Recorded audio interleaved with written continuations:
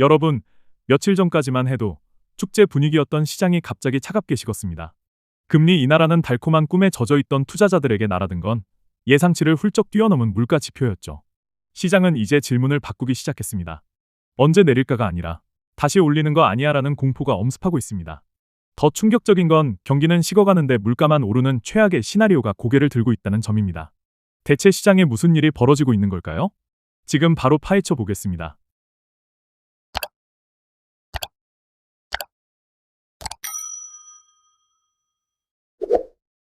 이번 시장의 충격은 단순히 숫자가 조금 높게 나온 수준이 아닙니다.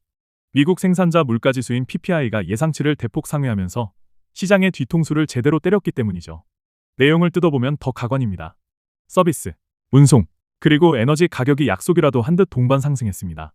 로이터 통신은 물가 압력이 이제 특정 섹터를 넘어 경제 전체로 확산되고 있다고 경고했고, 블룸버그는 채권 시장이 이미 금리 재상승이라는 위험한 베팅을 반영하기 시작했다며 긴박한 분위기를 전했습니다.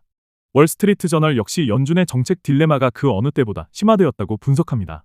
이제 연준 인사들 입에서 추가 긴축이라는 단어가 다시 흘러나오고 있습니다. 파이낸셜 타임즈는 지정학적 리스크가 공급망을 타고 인플레이션을 유발하는 비용 인상 인플레이션의 위험성을 지적했죠. 결국 이번 데이터가 주는 핵심 메시지는 명확합니다.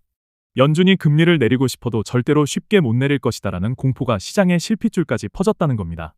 낙관론에 취해 있던 투자자들에게는 그야말로 마른 하늘의 날벼락 같은 소식이죠. 이 지표 하나로 인해 연내 몇 차례 금리 인하를 기대했던 시나리오는 이제 휴지 조각이 될 위기에 처했습니다. 사람들은 이제 물가라는 괴물이 생각보다 훨씬 끈질기다는 것을 깨닫기 시작했습니다. 지표의 숫자가 말해주는 건 단순한 인플레이션이 아니라 연준의 통제력이 약해지고 있다는 신호일지도 모릅니다. 그런데 말이죠. 정말 이상한 건 물가는 오르는데 경제의 기초 체력은 오히려 떨어지고 있다는 점입니다. 우리가 배운 경제학 교과서에서는 경기가 안 좋으면 수요가 줄고 물가도 내려가는 게 정상입니다. 하지만 지금 시장은 그 공식을 비웃고 있습니다.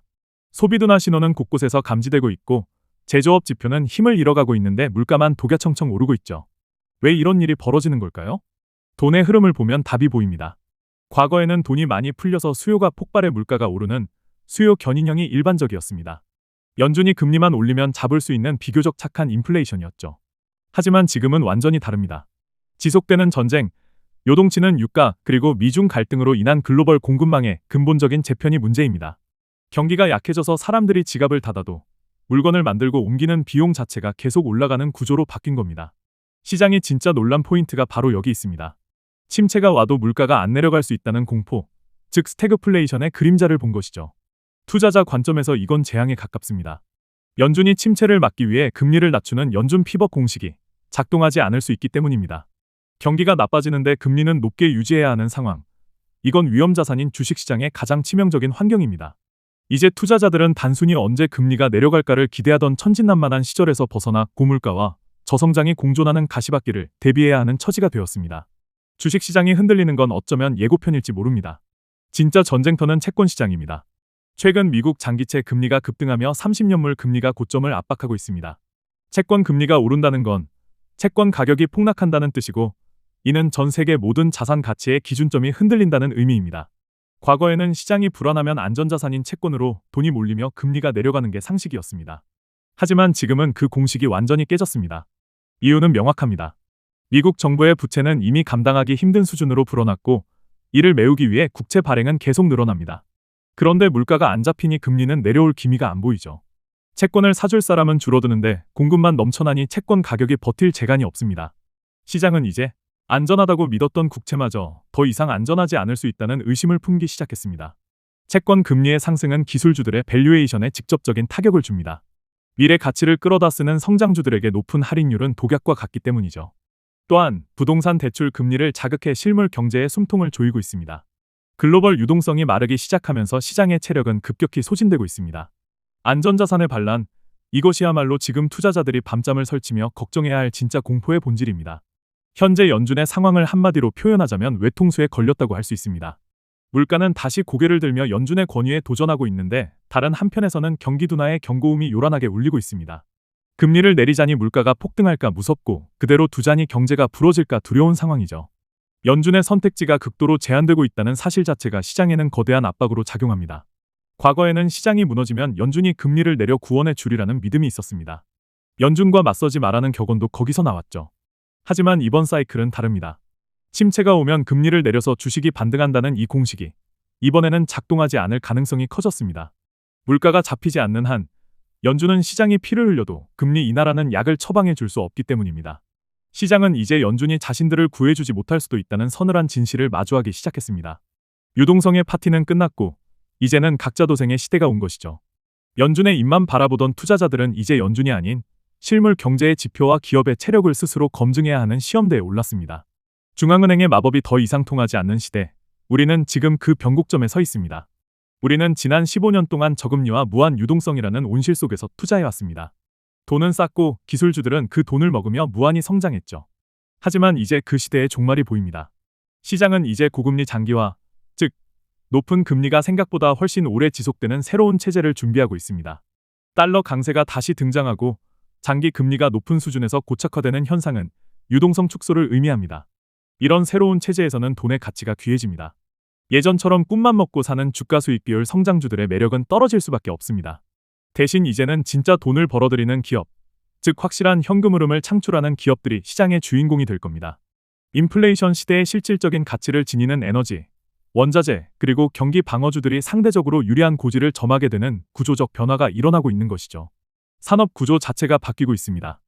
효율성보다는 안정성을 중시하는 공급망 재편 과정에서 비용 상승은 필연적이며 이는 곧 고금리의 정당화로 이어집니다.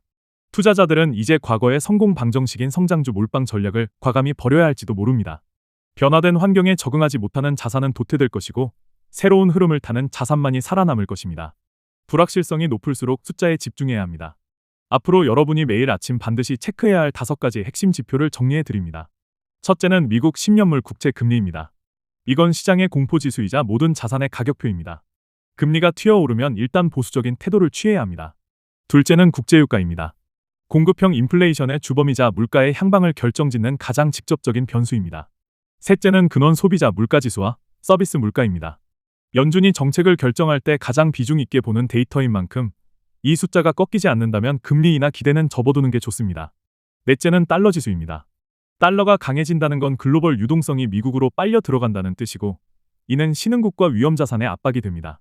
마지막으로 미국 국채 입찰 결과입니다. 정부가 발행하는 채권을 시장이 잘 소화하고 있는지를 확인해야 채권 시장의 신뢰도를 가늠할 수 있습니다. 시장은 이제 연준이 언제 금리를 내릴까라는 질문을 벌였습니다. 대신 높은 물가와 금리가 얼마나 오래 버틸 것인가를 계산하기 시작했죠. 이 5가지 지표는 그 질문에 대한 답을 주는 핵심 열쇠가 될 것입니다. 남들이 뉴스의 헤드라인에 일희일비할 때 여러분은 이 데이터의 추이를 보며 시장의 큰 줄기를 읽어내야 합니다. 결론을 맺겠습니다. 이번 이슈의 핵심은 단기적인 물가 상승 숫자가 아닙니다. 지난 수십 년간 이어져 온 저금리 저물가 시대가 끝나고 고금리 고비용이라는 새로운 돈의 흐름이 시작되고 있다는 신호입니다. 우리는 이제 2가지 시나리오에 대비해야 합니다. 첫째, 물가 상승이 지속되는 시나리오입니다. 이 경우 금리는 고점에서 오래 머물고 장기채는 계속 약세를 보일 겁니다. 이때는 기술주보다는 에너지, 원자재, 그리고 가격 전가력이 높은 방어주 섹터가 유리합니다. 둘째, 급격한 경기 둔화 시나리오입니다. 이때는 안전자산 선호가 극대화되며 달러가 더욱 강해질 수 있고 역설적으로 실적이 뒷받침되는 극소수의 우량 성장주들로 돈이 쏠리는 승자 독식 현상이 나타날 수 있습니다. 실전 대응 포인트는 명확합니다. 과도한 레버리지는 지금 같은 변동성 장세에서 가장 위험한 적입니다. 그리고 금리에 민감한 자산 비중을 점검하고 현금 흐름이 확실한 기업 위주로 포트폴리오를 압축하세요. 마지막으로 유동성의 흐름을 끝까지 추적해야 합니다. 지금 시장은 단순히 물가 숙제를 하는 게 아니라 중앙은행이 시장을 구할 힘이 남아있는지를 시험하고 있습니다. 그 변화의 폭은 우리가 생각하는 것보다 훨씬 크고 깊을 수 있습니다. 오늘의 분석이 여러분의 투자 판단에 실질적인 도움이 되었기를 바랍니다.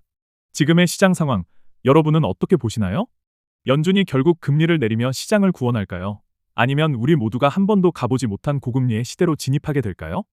오늘 영상 내용은 여기까지입니다. 재밌게 보셨다면 구독과 좋아요, 알림 설정까지 부탁드립니다.